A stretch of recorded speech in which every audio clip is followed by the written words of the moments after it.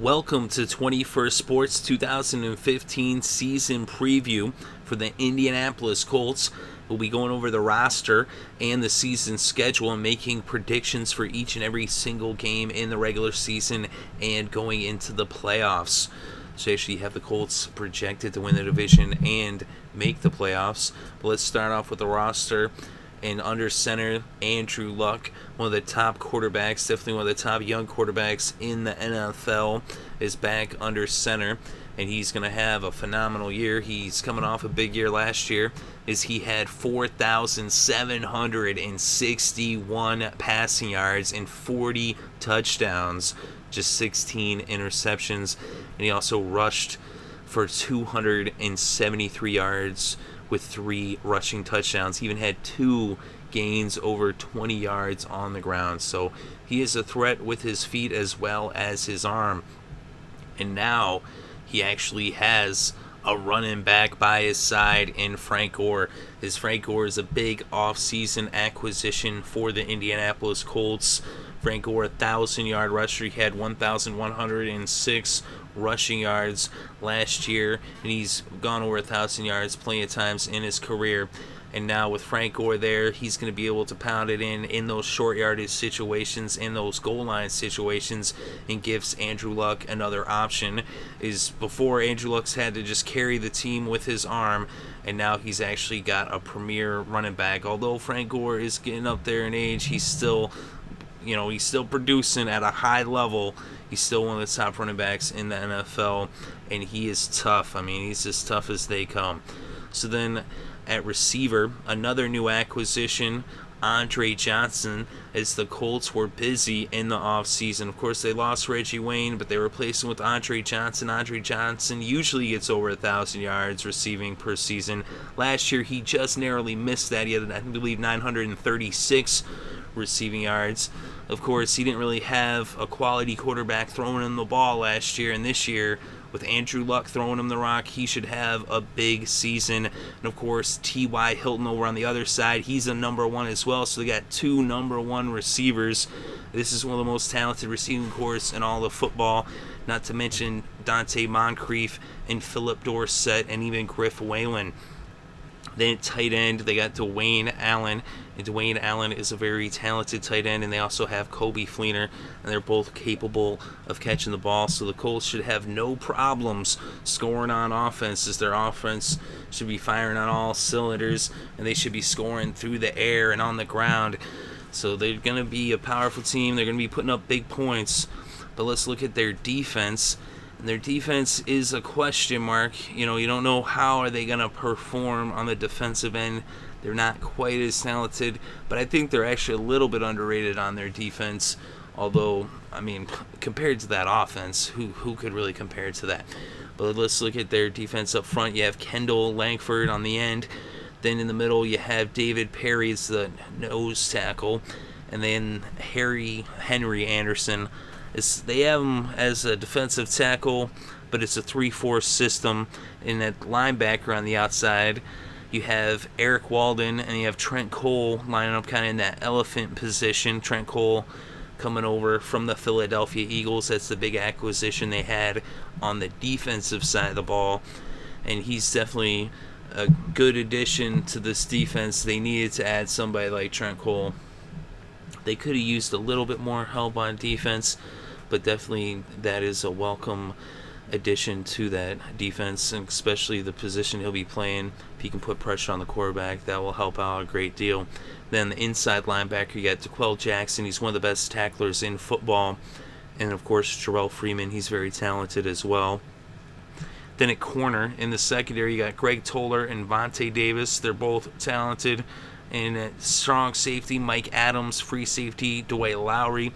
So it's a pretty decent secondary right there, anchored, of course, by Vontae Davis. So they got a decent defense. But up front is the issue, really, is if they can stop the run. So let's look at their special teams. And on special teams, the ageless Adam Vinatieri is their kicker. And then Pat McAfee is their punter. And Vinatieri, he's a Hall of Fame kicker. He's getting up there, but it'll be interesting to see, with the extra 2-point rule change, but he should be fine. Like I said, he's a Hall of Fame kicker. He's always been very accurate. And then on the kick returns, you have Dante Moncrief and Tyler Varga, and punt returns, Philip Dorsett. So you got some talent there as well. So they should be, a threat right there to bring it to the house with Philip Dorsett, especially returning those punts. So now let's go over their regular season schedule and give our picks for every single game in the regular season. And they start off against the Buffalo Bills in Buffalo, is they're going to be going to face Rex Ryan's defense, as Rex Ryan's new head coach up there in Buffalo. That's September 13th, 1 o'clock kickoff time.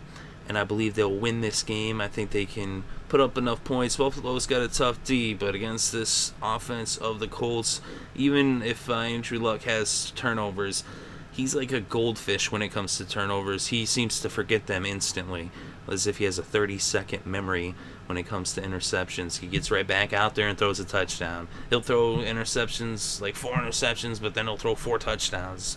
It's like it doesn't faze him. He's definitely calm, cool, and collected when it comes to in the pocket. So anyway, week 2, Monday Night Football, September 21st, 8:30 kickoff.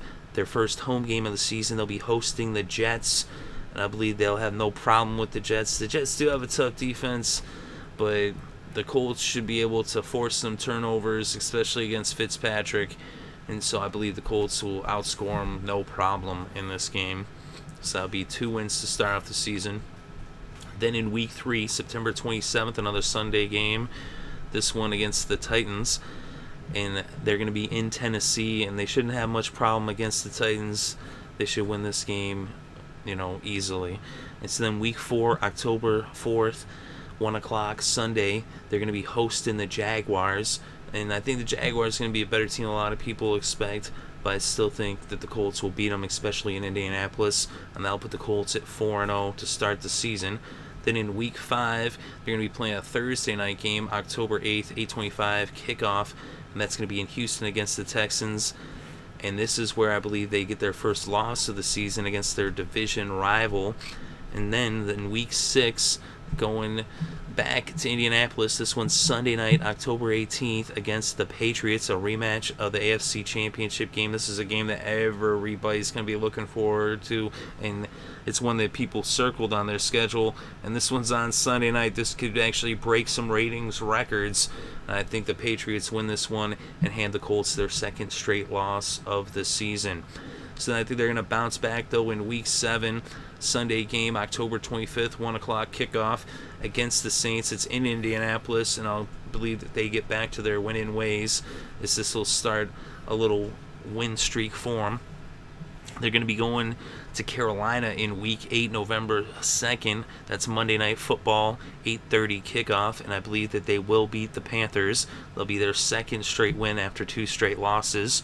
And then week 9, November 8th, a 4:25 kickoff, another home game. This one against the Broncos, is Luck will be going against the guy that he replaced, Peyton Manning, and I believe that he's going to beat him, almost like a passing of the torch, because this is really like the last hurrah for Peyton. And Luck, he's just moving on to bigger and better things. This will be a 3-game winning streak at this point, heading into the bye week in week 10. Then week 11, November 22nd, Sunday at 1 o'clock, they're going to be going to Atlanta to face the Falcons. And I believe they'll win this game. That'll push their win streak to 4 games in a row. I just think they're just going to be outscoring teams, and they'll be putting up plenty of points. They'll have no problem putting up points on the Falcons. Then in week 12, November 29th, another Sunday game, 1 o'clock kickoff. This one in Indianapolis against the Buccaneers. And I believe they'll win their 5th game in a row.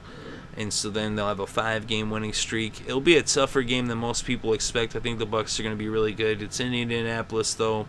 They said the Colts are just going to put up so many points. It's going to be tough to stop them from scoring on every drive. Not that they will against the Bucs, but just in general. So week 13, December 6th, Sunday Night Football against the Steelers in Pittsburgh.